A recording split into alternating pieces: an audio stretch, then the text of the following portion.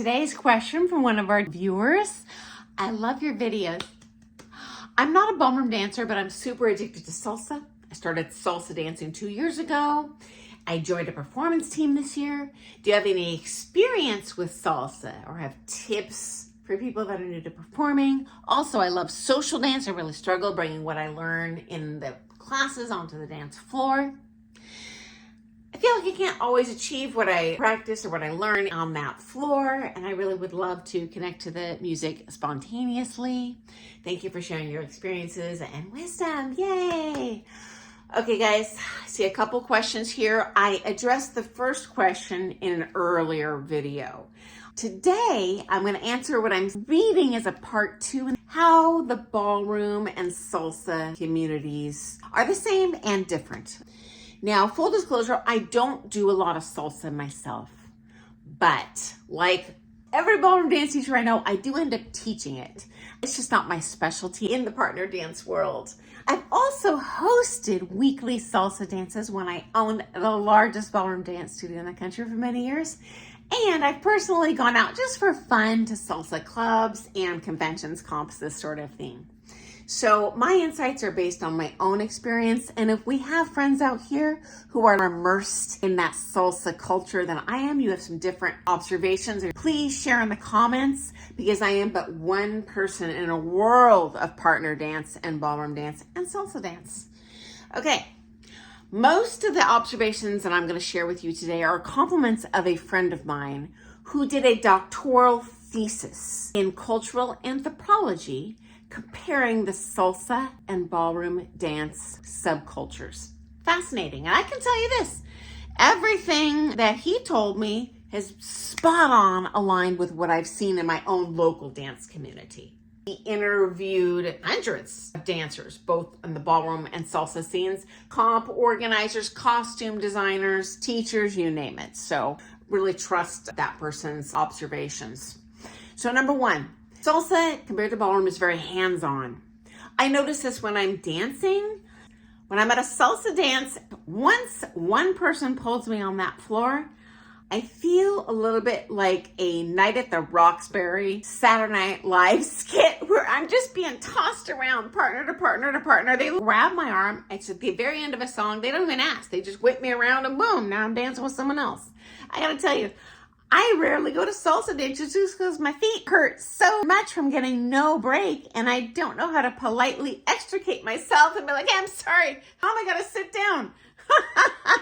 Whereas at ballroom dances, maybe if someone was your really good friend, you would just grab them and take them onto the floor, and that is socially acceptable. But certainly I would never go up to someone at a social dance and just grab them off the seat and drag them to the floor, or certainly never not even wait for the music of the song to end and like whirl someone around and underarm turn to the left and now you're dancing with me. That just would not be socially acceptable. So it's a little more hands-on. I also find the lead and follow to be much more, I'll say, handsy instead of the ballroom where it's led more through the feet and the bass. And notice in salsa lessons I've taken, they don't focus as much on that footwork and angles and such as they do in the ballroom dances. Okay, number 2. Social salsa dancers dress more revealing. I don't recall ever seeing someone show up to a ballroom dance wearing a tube top, tank, midriff out, arms exposed. Usually as ballroom dancers, we tend to cover our bodies more modestly. Unless we're on the comp floor, obviously that's a little bit of a different animal, but I'm talking about the social dancing here.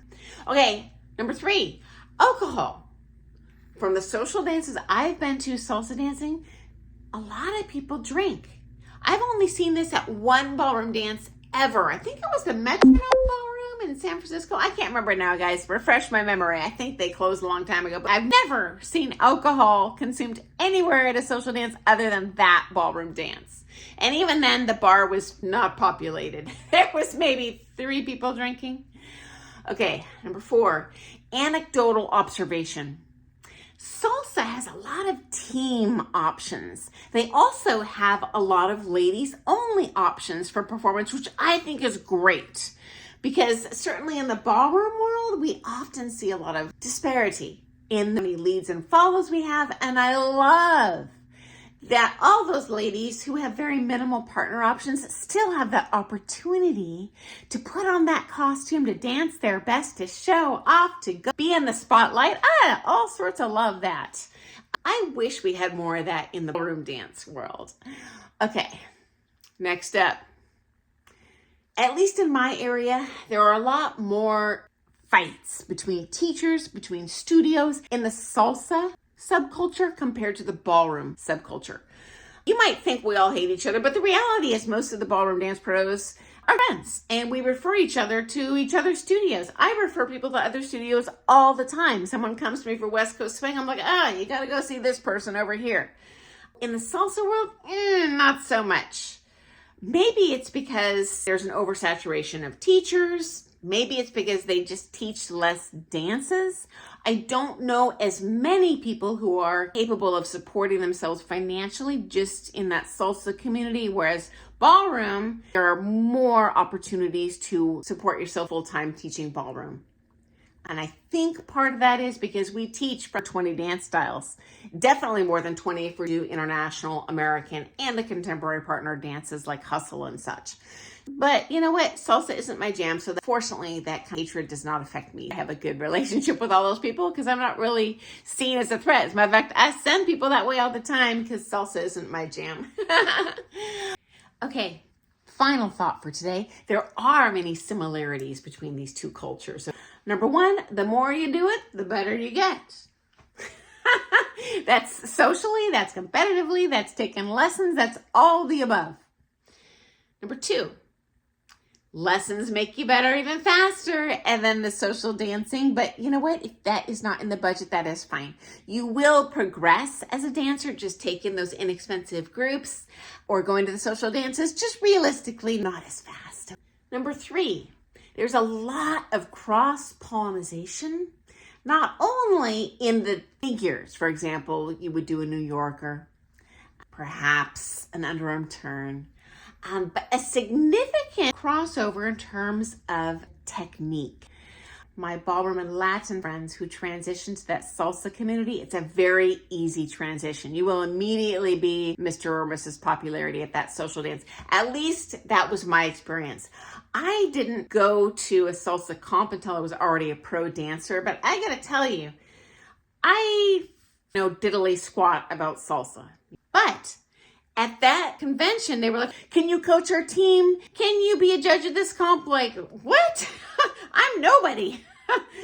Which tells me they assumed, this is a super experienced salsa dancer. No, I was just following, and certainly that's a function of having some good leads, but also ton of cross-pollination and what the heck we're doing out there. Being on balance, standing leg action, having a toned top line, especially on salsa. These things are all going to cross over real easy and be a nice transition for you if you want to check out that dance style.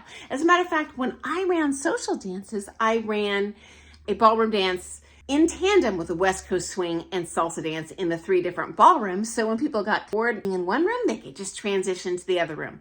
I found the salsa dancers only liked to do salsa, which made them learn faster because they only had a couple dances to learn.